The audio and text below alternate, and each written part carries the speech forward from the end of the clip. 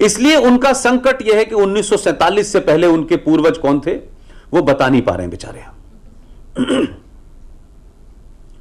उससे हो क्या रहा है कि वहां इस बात की बहस चली कि यह हुकूमत तो हमारे हाथ में आनी चाहिए थी अंग्रेजों के जाने के बाद, लेकिन हिंदुओं को मिल गई है। उसी का फलसफा आज भी चल रहा है। और यहां हिंदुस्तान में भी अल्लाह के बंदे इसी गलतफहमी के शिकार हैं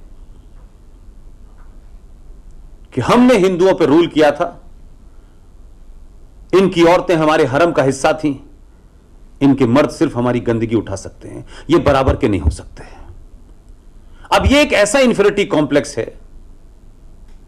कि 2014 में भारत के प्रधानमंत्री ने शपथ लेने के बाद जब पार्लियामेंट में पहला भाषण दिया,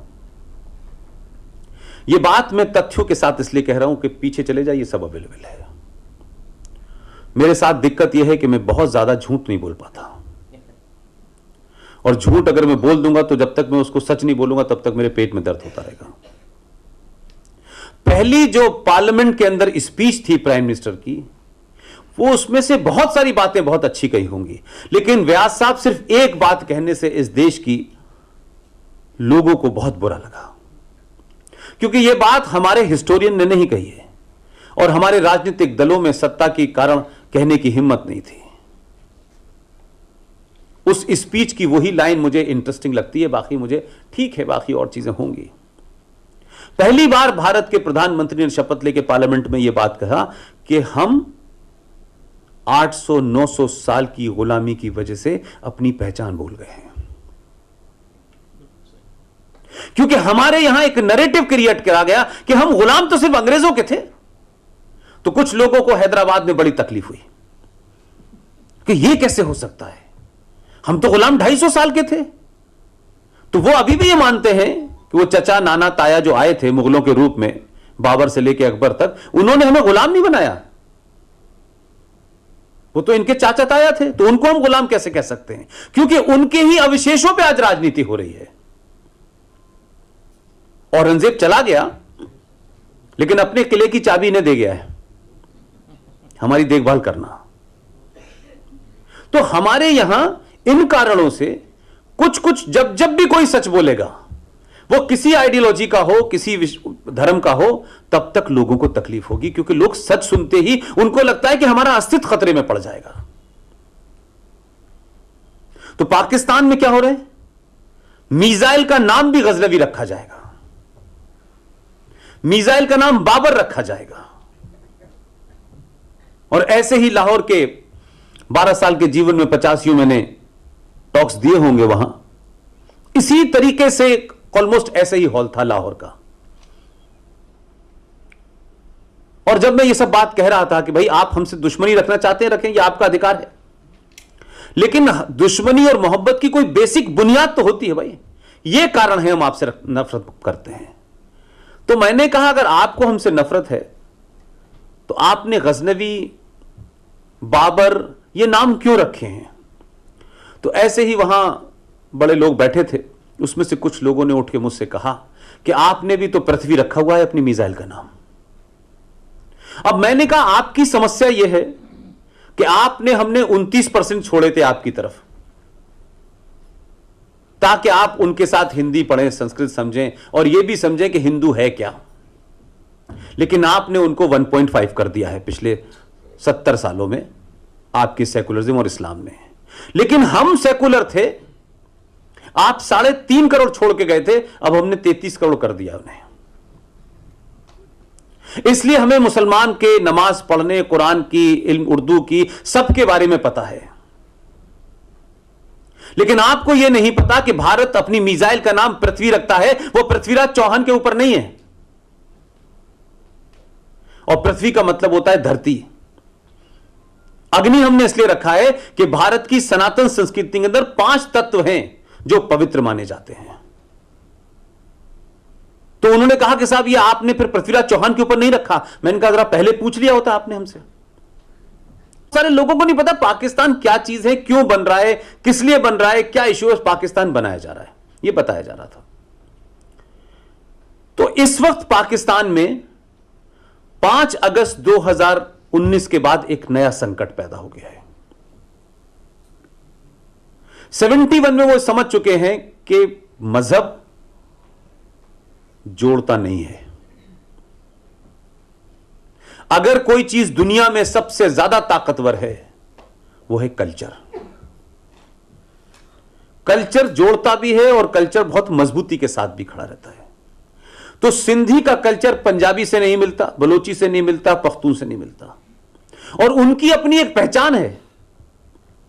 आपको ताज्जुब लगेगा कि सिंध के चीफ मिनिस्टर के घर में उनकी पहली पत्नी की डेथ हो गई थी, दूसरी साथ में बैठी थी। तो मैं उनको पुरसा देने गया, तो जब सारी बात खत्म हो गई तो मैं बहुत सारे ऐसे लोगों को देख रहा था जो वहां उस वक्त लास्ट उसमें आए हुए थे अपना शोक प्रकट करने के लिए। बड़े बड़े बुजुर्ग बैठे थे। तो जो भी आता था वो पैर छूता था और कहता था जय साईं। जो भी आ रहा था बड़े बुजुर्गों के पैर छूता था। तो मैं बहुत देर तक सोचता रहा कि ये कुछ मुझे समझ नहीं आया। तो जब वो सब लोग चले गए तो फिर वो उनके साथ में काफी देर बैठा। तो उन्होंने जो बात मुझसे कहा वो ये कि देखिए, पाकिस्तान में और भारत में एक संकट यह है कि भारत पूरे पंजाब को समझता है यही पाकिस्तान है और यही इस्लाम है। हमारे लिए, सिंधी के लिए, बलोची के लिए, पठान के लिए इस्लाम सिर्फ नमाज मस्जिद में पढ़ने तक है। बस वो मस्जिद में जाएगा, नमाज पढ़ेगा, बात खत्म। उसके अलावा उसका सिर्फ जो कल्चर है उस पर उसको प्राउड है। उसी खैबर पख्तूनख्वा से आपके राज कपूर भी आए हैं, विनोद खन्ना भी आए हैं, ऋषि कपूर भी आए हैं, शशि कपूर भी आए हैं। वो उस कल्चर का है। आज भी पाकिस्तान के पेशावर शहर में मैं दिलीप कुमार साहब के घर भी गया, मैं राज कपूर के घर भी गया, मैं विनोद खन्ना के घर भी गया। कुछ कुछ जगह जो रेडिकल ने कुछ गड़बड़ की है, लेकिन सरकार ने उन मकानों को प्रिजर्व कर दिया है कि ये जैसे हैं वैसे ही रहेंगे।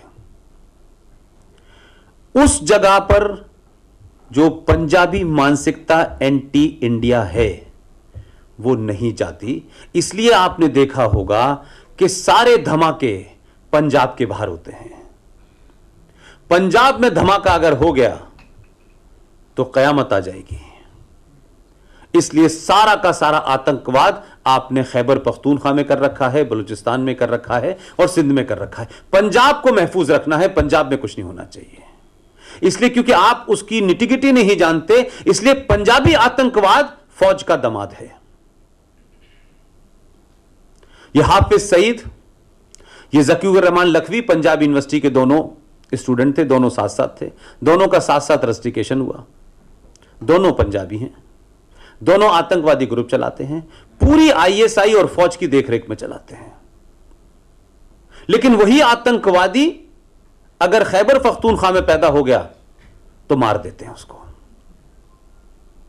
और उसको मार के कहते हैं हम आतंकवाद के खिलाफ लड़ाई लड़ रहे हैं। यानी जो वायरस है वो इतना नीचे तक है।